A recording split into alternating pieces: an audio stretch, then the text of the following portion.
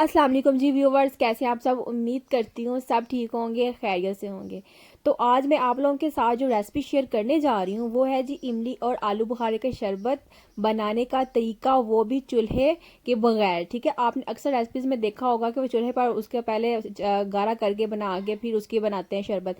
तो मैं आपको ये बिल्कुल भी नहीं दिखाने वाली, ये जो मेथड है ये बिल्कुल डिफरेंट है। तो मैं आप लोगों के साथ एक नई रेसिपी शेयर करने जा रही हूँ, तो चलें स्टार्ट करते हैं।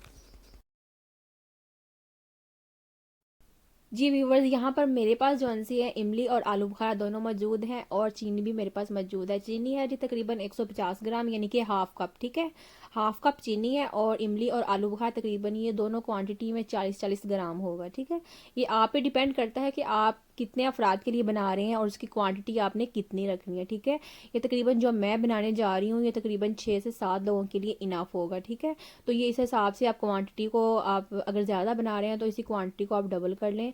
और चीनी जौन सी है वो आप अपने टेस्ट के अकॉर्डिंग भी यूज़ कर सकते हैं, कुछ लोग ज़्यादा मीठा पसंद करते हैं और कुछ लोग कम पसंद करते हैं। ठीक है, इमली और आलू बुखारा जौन सा है ये दोनों हम लोग रमज़ान में ले आते हैं और इसका शरबत बनाते हैं, जो कि बहुत ही अच्छा होता है जिगर के लिए, मैदे के लिए। ठीक है, तो चीनी जौन सी है हम ये इसके इमली और आलू बुखारे के अंदर डाल देंगे दोनों में। ठीक है, और तकरीबन 1 गिलास पानी जौन सा इसके अंदर डाल देंगे। 1 गिलास पानी डालने के बाद आपने इसे तकरीबन 3 घंटों के लिए जौन सा छोड़ देना है रूम टेम्परेचर पे। ये देखें 3 घंटे हो चुके हुए हैं और ये आप लोगों के सामने है। तकरीबन 3 से 4 घंटे के बाद इमली का पल्प जो सा आपने निकाल लेना है। अच्छे तरीके से पहले हैंड को वॉश कर लें। हैंड को वॉश करने के, अगर आप ग्लव्स यूज़ करते हैं तो ग्लव्स यूज़ कर लें और उसके बाद अच्छे तरीके से इसे मैश करके जो इसका पल्प है वो अलग कर लें और जो गुठलियाँ हैं उसे अलग कर लें। ठीक है, ये देखिए अच्छे तरीके से, ये जो आलू बुखारा होता है वो थोड़ा सख्त होता है, उससे थोड़ा टाइम लगता है, लेकिन ये बिल्कुल जो सा 3 से 4 घंटे में ये रूम टेम्परेचर पे, ये देखिए कितना अच्छी तरीके से मसाला जा रहा है। ठीक है, तो मैंने जो गुठलियाँ हैं वो अलग कर ली हैं और जो पानी था उसका वो मैंने अलग कर लिया है। अब चलते हैं नेक्स्ट स्टेप की तरफ, जो कि आपको एक ग्राइंडर की या जूसर में, जिसमें भी आप बनाना चाहें।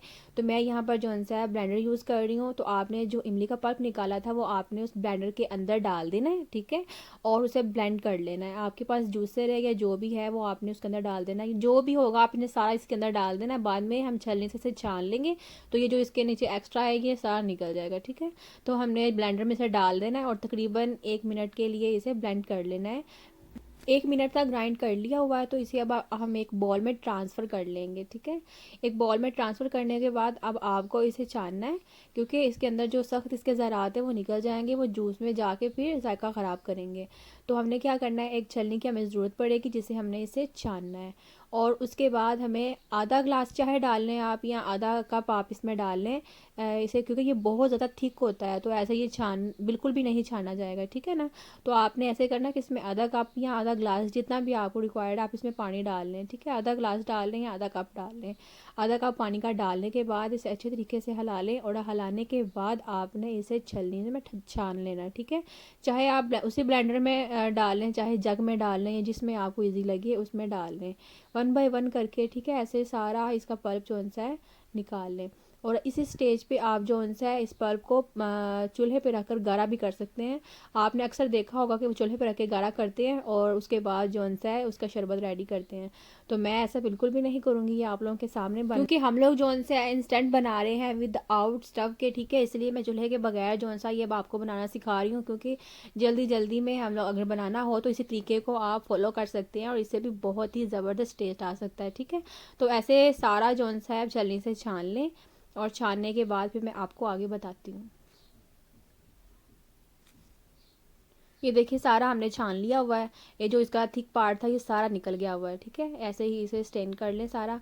और अब आपने 1 टेबलस्पून जो सा इसमें नमक ऐड करना है। आप इसमें ब्लैक सॉल्ट भी ऐड कर सकते हैं, काला नमक ऐड कर सकते हैं, इससे इसका टेस्ट और भी अच्छा आ जाएगा, लेकिन मैं यहाँ पर सिर्फ सॉल्ट ही ऐड करूँगी, वाइट सॉल्ट ही, ब्लैक सॉल्ट इसमें ऐड नहीं करूँगी। ठीक है, अब आपने इसकी सर्विंग करनी है। सर्विंग आप ऐसे भी कर सकती हैं कि ग्लास में आप आइस क्यूब डाल के, वाटर डाल के और बाद में ये जूस डाल के भी सर्व कर सकते हैं। लेकिन क्योंकि घरों में ऐसा बिल्कुल भी नहीं होता कि एक एक को सर्व किया जाए, तो आप यूँ कीजिए कि उसी जग में आप आपने जितने आप घर के अफराद हैं 5 या 6, ठीक है, उसी जग में 5 या 6 ग्लास पानी के ऐड करने के बाद उसे अच्छे तरीके से मिक्स करें और इंजॉय करें, ठीक है। और अगर वीडियो अच्छी लगे तो वीडियो को लाइक कीजिए, चैनल को सब्सक्राइब कीजिए। मिलते हैं एक नई वीडियो के साथ, तब तक के लिए खुदा हाफिज़।